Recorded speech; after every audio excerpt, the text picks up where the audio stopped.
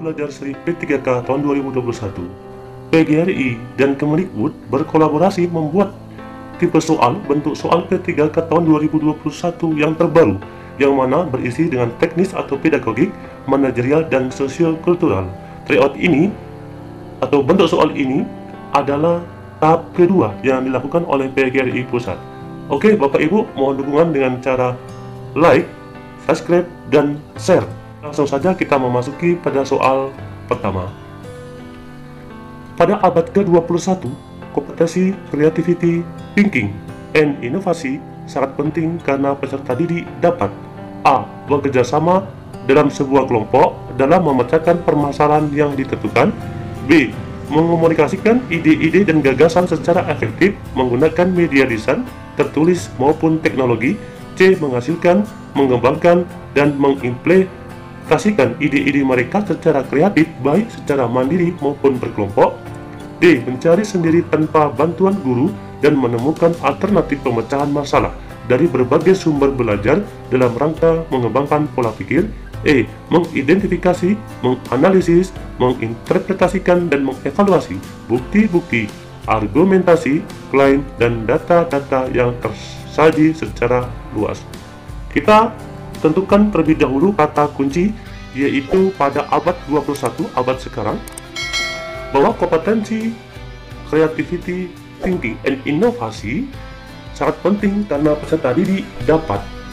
Kata kuncinya adalah kompetensi creativity, thinking, dan inovasi pada abad 21.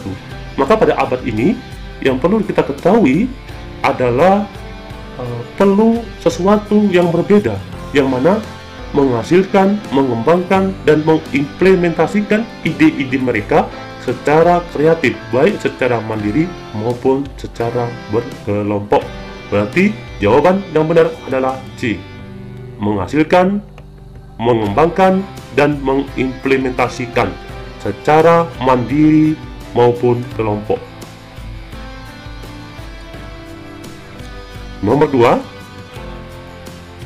contoh penerapan teori behavioristik yang dapat dilakukan oleh guru dalam praktik pembelajaran adalah A. Membimbing peserta didik dalam memperoleh pengetahuan baru agar dapat menambah kemampuan peserta didik. B.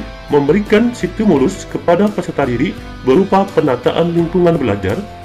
C. Memahami tahapan perkembangan peserta didik dan menggunakan metode pembelajaran sesuai dengan tahap tersebut. D.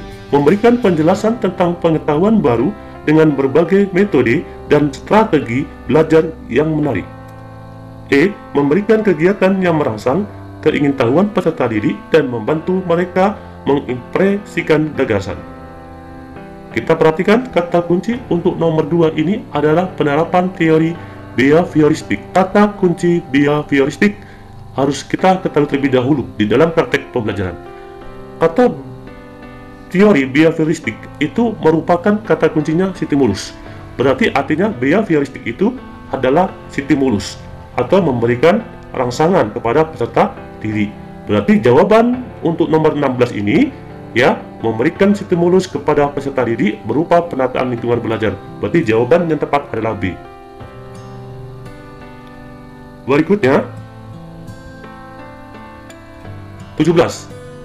Penilaian dalam dimensi belajar yang dikembangkan dalam bentuk peserta didik mengembangkan perasaan yang diterima baik oleh guru maupun teman sebayanya, percaya diri, dan sikap menerima orang lain di kelas adalah A. Sikap dan persepsi. B. Memperoleh dan mengintegrasikan pengetahuan. C. Menggunakan pengetahuan secara bermakna. D. Perilaku berpikir. E. Memperluas dan menyaring pengetahuan. Kita ambil kata kunci terlebih dahulu dalam soal nomor 17 ini adalah mengembangkan perasaan yang diterima oleh guru maupun teman sebaya atau siswa yang memiliki percaya diri dan sikap menerima. Berarti jawaban yang tepat untuk nomor 17 ini adalah sikap dan persepsi peserta didik. A. 18. Salah satu kegiatan menjawab pertanyaan atau membuktikan benar atau tidaknya hipotesis merupakan sintak discovery learning berupa A. Pemvalidasian hasil temuan. B. Pembuktian hasil temuan. C. Pernyataan atau identifikasi masalah. D. Pengolahan data. E. Pengumpulan data. Kita ambil kata kunci, yaitu pembuktian benar atau tidaknya suatu hipotesis merupakan sintak discovery learning. Berarti kata kuncinya adalah pembuktian benar atau tidaknya suatu hipotesis merupakan langkah atau sintak discovery learning. Yang perlu kita ketahui adalah langkah-langkah sintak discovery learning. Yang perlu kita perhatikan adalah, perhatikan kata kunci untuk nomor 18, sintak discovery learning. Ada 6. Yang pertama, pemberian rangsangan. Yang kedua, pernyataan atau identifikasi masalah. Yang ketiga, pengumpulan data. Yang keempat, pengolahan data. Yang kelima, pembuktian. Dan yang keenam, menarik kesimpulan. Berarti sudah jelas ada 6 langkah dalam sintak discovery learning. Dalam untuk membuktikan benar atau tidaknya suatu hipotesis merupakan sintak discovery learning. Jawaban yang tepat untuk nomor 18 adalah pembuktian hasil temuan. Ya, karena di sini ada kata membuktikan benar atau tidaknya suatu hipotesis. Berarti pembuktian hasil temuan. Berarti jawaban untuk nomor 18 berarti B. 19. Teori belajar yang mengutamakan perubahan tingkah laku pada individu yang belajar dengan mengutamakan hubungan stimulus dan respon merupakan teori belajar. A. Konstruktivistik. B. Kognitivistik. C. Behavioristik. D. Rekonstruktivistik. E. Humanistik. Kita wajib mengetahui pengertian dari salah satu pernyataan ini. Kata kunci untuk nomor 19 ini adalah hubungan stimulus dan respon. Di dalam kegiatan belajar mengajar yang mengutamakan hubungan stimulus dan respon adalah, kita perhatikan pengertian dari konstruktivistik. Inti dari konstruktivistik ini adalah membangun diri. Kata kuncinya. Sedangkan kognitivistik adalah perubahan persepsi dan pemahaman peserta didik. Sedangkan behavioristik adalah perubahan tingkah laku karena stimulus atau respon. Sedangkan rekonstruktivistik ini adalah lawan dari konstruktivistik. Dan humanistik itu sendiri adalah memanusiakan manusia. Berarti apabila terdapat kata membangun sendiri, itu berarti konstruktivistik. Sedangkan perubahan persepsi dan pemahaman itu berarti kognitivistik. Sedangkan perubahan tingkah laku karena stimulus atau respon itu disebut dengan behavioristik. Sedangkan memanusiakan manusia disebut dengan humanistik. Berarti sudah jelas jawaban untuk nomor 19 adalah C, behavioristik. Karena pengertiannya adalah perubahan tingkah laku ya karena stimulus dan respon, seperti soal tersebut. 20. Target kompetensi dasar menguraikan kosakata dan konsep tentang keragaman benda berdasarkan bentuk dan wujudnya dalam bahasa Indonesia atau bahasa daerah melalui teks, tulis, lisan, visual, atau eksplorasi adalah A. Mengidentifikasi kosakata dalam bahasa Indonesia melalui teks lisan. B. Menyimpulkan kosakata dalam bahasa Indonesia melalui eksplorasi lingkungan. C. Memisahkan kosakata tentang benda-benda di lingkungan sekitar peserta didik. D. Menganalisis kosakata dalam bahasa Indonesia melalui visual. E. Menjelaskan kosakata dalam bahasa Indonesia melalui teks lisan. Target KD dari menguraikan. Berarti jawaban yang tepat, target dari KD menguraikan adalah memisahkan kosakata. Berarti jawaban C. 21. Perkembangan kognitif peserta didik sekolah dasar berada pada taraf operasional konkret sehingga mereka merasa kurang memahami materi pelajaran yang disampaikan gurunya secara verbal saja. Proses pembelajaran tersebut akan efektif jika disertai dengan menggunakan A. Media cetak, B. Media grafis, C. Media gambar, D. Media benda nyata, E. Media poster. Ingat kata kunci perkembangan kognitif pada sekolah dasar. Berada pada taraf operasional konkret. Konkret berarti nyata. Sehingga mereka merasa kurang memahami materi apabila guru hanya menyampaikan secara verbal. Maka jawaban yang tepat untuk nomor 21 ini, kata kuncinya adalah anak sekolah dasar, operasional konkret, konkretual nyata. Berarti jawaban yang tepat untuk nomor 21 adalah media benda nyata, D. 22. Pak Sutarjo merupakan guru kelas 5 SD. Ketika memberikan pembelajaran menyanyi atau musik, memilih lagu dari daerah asal daerah peserta didik. Tindakan guru tersebut karena memperhatikan karakteristik peserta didik, terutama A. Minat, B. Gender, C. Status sosial, D. Kultural, E. Etnik. Untuk nomor 22. Di sini ada yaitu bermacam-macam, memilih lagu daerah dari asal daerah peserta didik. Maka jawaban yang tepat di sini karena ada perbedaan latar belakang peserta didik, maka dilihat dari segi D. Kultural. 23. Saya ditempatkan satu ruangan dengan teman kantor yang tidak saya sukai. Ingat, satu ruangan dengan teman kantor yang tidak saya sukai. Tidak, kata kuncinya tidak. Dan memiliki relasi kerja yang buruk dengan saya. Saya akan A.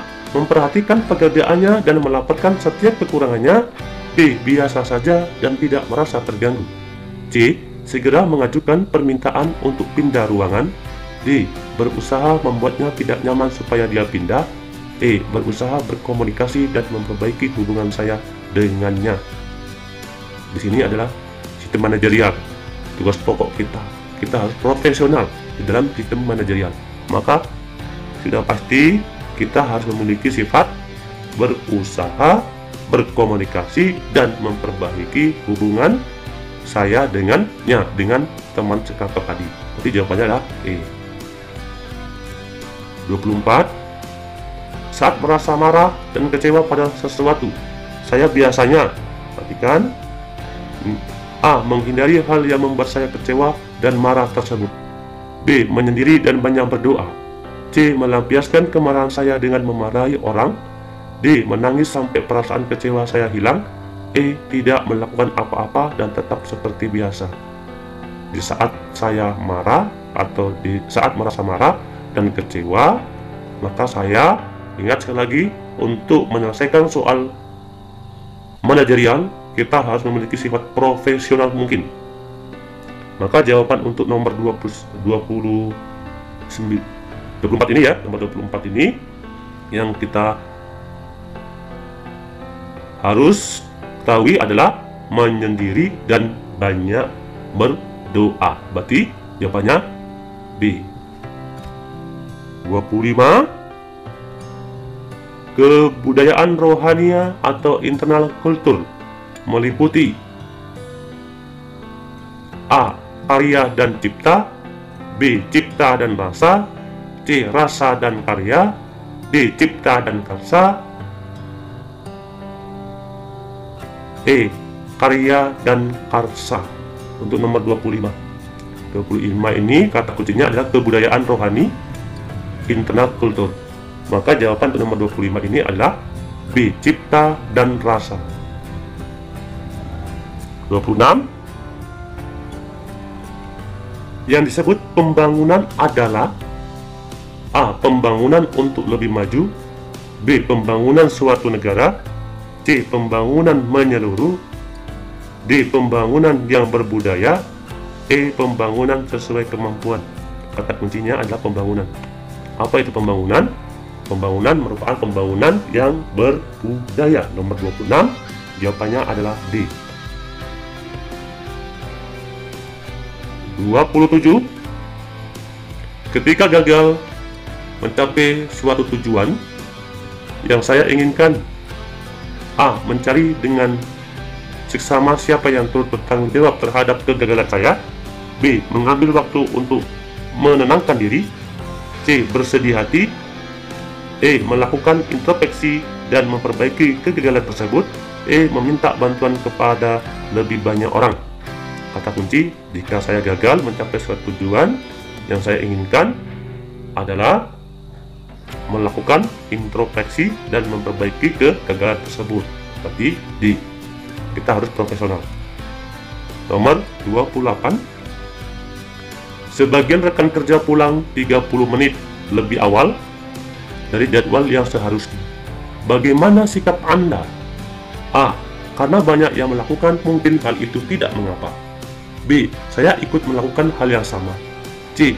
Demi toleransi, saya ikut melakukannya. D. Saya tidak melakukannya agar dinilai sebagai staf yang rajin oleh atasan. E. Saya tetap mengikuti aturan yang berlaku sehingga tetap pulang sesuai jadwal.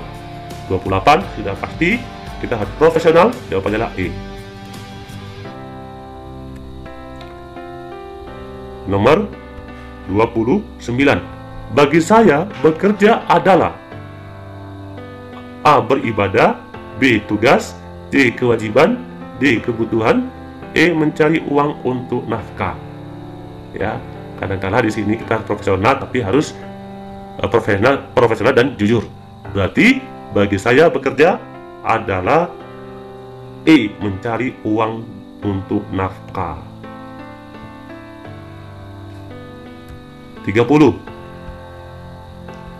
Saya ditugaskan pimpinan untuk menjadi notulen rapat Badan Pertimbangan Jabatan dan Kepangkatan. Respon saya adalah A. Berusaha menghindari rekan yang membujuk untuk mengetahui hasil keputusan rapat. B. Dengan bangga saya akan menceritakan kepada rekan sejawat saya hasil keputusan rapat. C. Memberitahukan anggota keluarga tentang hasil keputusan rapat. D. Memberitahu sahabat saya di kantor tentang hasil keputusan rapat. E. Tidak akan membocorkan hasil keputusan rapat karena bukan wewenang saya. Apabila kita ditunjuk atau ditugaskan pimpinan untuk menjadi notulen rapat, seharusnya kita nomor 30 tidak membocorkan hasil keputusan rapat karena itu bukan wewenang kita atau saya. Berarti jawabannya E. 31. Dalam suatu rapat pimpinan ada sejawat yang tidak sependapat dengan ulasan Anda. Bagaimana sikap Anda? A. Dengan senang hati mempertimbangkan pendapat tersebut. B. Bersikeras agar usulan saya diterima. C. Meninggalkan ruang rapat dan tidak kembali lagi. E. Mempertimbangkan pendapat tersebut dengan melihat siapa orangnya. E. Tetap beranggapan bahwa perbedaan pendapat adalah hal yang lumrah. Untuk nomor 31. Maka sikap kita apabila dalam rapat ya tidak sesuai, maka jawaban yang tepat adalah dengan senang hati mempertimbangkan pendapat tersebut. Berarti jawabannya A. Ya. Oke, kita lanjut. 32. Pada akhir dari hari kerja normal, Anda mempunyai suatu pekerjaan yang tidak ada habis-habisnya. Dan harus selesaikan tepat waktu. Apa yang Anda lakukan? Kata kuncinya di sini adalah hari normal. Anda memiliki suatu pekerjaan yang tidak habis-habisnya dan Anda harus menyelesaikan tepat waktu. Maka apa yang Anda lakukan? Pulang ke rumah dan menyelesaikan di hari berikutnya. B. Menyelesaikan pekerjaan tapi meminta uang lembur. C. Menanyakan pimpinan apakah ada uang lembur. D. Menyelesaikan pekerjaan dengan harapan memperoleh uang lembur. E. Menyelesaikan pekerjaan tidak peduli ada uang lembur atau tidak. Sudah pasti jawabannya E. 33. Kan? Nomor 33. Atasan Anda memindahkan Anda ke sekolah yang sama sekali tidak pernah Anda inginkan. Padahal Anda adalah guru yang sudah lama mengabdi. Ya. dan berprestasi, serta dekat dengan atasan. Dekat dengan atasan. Sikap Anda adalah A. Bersedia dipindah tanpa membantah. B. Menolak dengan halus dan mengusulkan yang lain saja. C. Mencari alasan karena dekat dengan atasan, jadi bisa dinegosiasi. D. Mengusulkan guru lain saja karena Anda merasa paling senior dan disegani. E. Berangkat dan dengan sangat terpaksa. Untuk nomor 33, kasus ini adalah maka bersedia dipindah tanpa membantah. Karena kita sebagai bawahan harus patuh terhadap pimpinan, itulah disebut dengan manajerial, berarti A jawabannya. Nomor 34. Merupakan tantangan sekaligus peluang bagi masyarakat Indonesia adalah pengertian tantangan sekaligus peluang. Kata kuncinya itu. A. Nilai-nilai budaya. B. Kerusakan moral. C. Nasionalisme. D. Keragaman budaya. E. Kebudayaan. Untuk nomor 34 ini adalah sosial kultural. 34 jawabannya adalah keragaman budaya. D. Nomor 35. Ketika tergesa-gesa ya, dalam perjalanan menuju sekolah, Anda melihat kejadian kecelakaan. Apa yang Anda lakukan? A. Menolong dan mengobati. B. Menolong dan kemudian membawa ke rumah sakit. C. Melihat situasi dan kondisi, kemudian tetap melanjutkan perjalanan ke sekolah. D. Memberitahu anggota keluarga korban kecelakaan. E. Tidak peduli. Nah, ingat nih, apabila kita tergesa-gesa dalam perjalanan menuju sekolah, tiba-tiba di jalan Anda terjadi kecelakaan. Apa yang Anda lakukan? Apakah kita menolong dan mengobati? Boleh saja. Apakah kita menolong dan kemudian membawa ke rumah sakit? Boleh. Apakah kita memberitahu anggota keluarga korban kecelakaan? Juga boleh. Apakah kita tidak peduli? Nah, jangan sampai kita tidak peduli ya, kita peduli sesama. Namun yang perlu kita ketahui, ingat sekali lagi di sini, karena kita tergesa-gesa dan kita ditekankan pada tugas kita menuju ke sekolah, ya, apa yang Anda lakukan? Maka melihat situasi dan kondisi, bagaimana situasinya, bagaimana kondisinya, kemudian tetap melanjutkan perjalanan ke sekolah, gitu. Berarti itu jawabannya ya. Nomor 35 ini. 36. Kan? Seringkali seorang guru harus menjalankan tugas yang tidak sesuai dengan latar belakang pendidikan. Ya, tidak sesuai latar belakang pendidikan, karena tidak sesuai. Dan keterampilan. Apa tanggapan Anda bila menerima tugas seperti itu? A. Saya akan melaksanakan setelah menyampaikan pada pimpinan bahwa sebenarnya itu di luar bidang ilmu dan keterampilan saya. B. Hanya bekerja bila sesuai dengan pendidikan dan keterampilan saya. C. Menjalankan tugas dan menganggap sebagai kesempatan untuk belajar pada bidang yang belum pernah saya geluti. D. Saya akan melaksanakan namun tidak menjamin hasil kerja saya. E. Saya akan menjalankan sepenuhnya sekalipun harus menguatkan hati untuk melaksanakannya. Nah, kita disuruh oleh pimpinan, ya, atau kita diberi tugas namun tidak sesuai dengan latar belakang pendidikan dan keterampilan kita. Maka yang seharusnya kita lakukan apa? Di nomor 36 ini. Ya, maka lebih baik kita menjalankan tugas dan menganggap sebagai kesempatan untuk belajar pada bidang yang belum pernah kita ketahui, gitu ya. Untuk menambah wawasan dari C. Nomor 37. Seorang staf di sebuah instansi menawarkan kepada Anda bahwa Anda bisa diterima sebagai ASN P3K guru. Namun Anda diminta sejumlah dana. Agar proses tersebut berjalan lancar, sikap Anda adalah A. Memberikan dana tersebut asal Anda bisa menjadi ASN P3K guru. B. Menolak tawaran itu dan mencoba melamar dengan cara yang baik atau ikut seleksi. C. Mempertimbangkan tawaran itu. D. Melaporkan ulah staf itu. E. Menerima tawaran itu, toh tidak ada orang yang tahu. Apabila ada tawaran seperti ini, maka sikap kita adalah menolak tawaran itu dan mencoba melamar dengan cara yang baik. Berarti jawaban yang tepat adalah B. 37. 38. Dalam menyelesaikan tugas yang diberikan kepada saya A. Selalu mencari alternatif lain agar tidak mengambil keputusan sendiri. B. Tidak berani mengambil keputusan sendiri. C. Berani mengambil keputusan karena tugas tersebut telah diberikan kepada saya. D. Menyadari bahwa keputusan pimpinan diperlukan jika keputusan tersebut di luar wewenang saya. E. Tidak berani mengambil keputusan sendiri meskipun tugas tersebut tanggung jawab saya.